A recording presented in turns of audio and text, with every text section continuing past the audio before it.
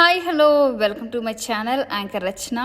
ప్రముఖ choreographer Johnny మాస్టర్పై అత్యాచారం కేసులో కీలక పరిణామం అయితే చోటు చేసుకుంది.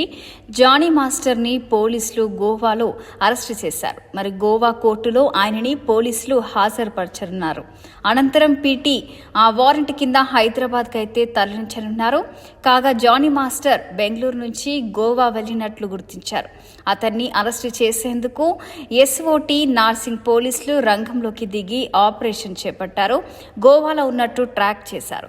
అక్కడ ఓ లాడ్జ్లో ఉన్నట్టు నిర్ధారించుకుని ఎస్ఓటీ పోలీసులు వెళ్లి పట్టుకున్నారు.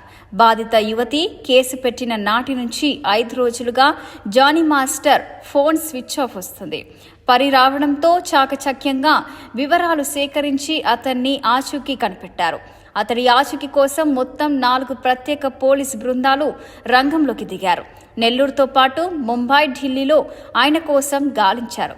ఎటకేలకు ఆయన ముంబైలో ఉన్నట్టు గుర్తించారు. మరోవైపు చూసుకుంటే లైంగిక దాడి కేసులో పెట్టిన యువతి మైనర్గా ఉన్నప్పుడే జానీ మాస్టర్ లైంగిక దాడికి ప్రయత్నించినట్టు ఫిర్యాదులు అయితే పేర్కొనడంతో కేసును పోక్సో కేసుగా మార్చే అవకాశం ఉందంటూ కథనాలైతే వినబడుతున్నాయి.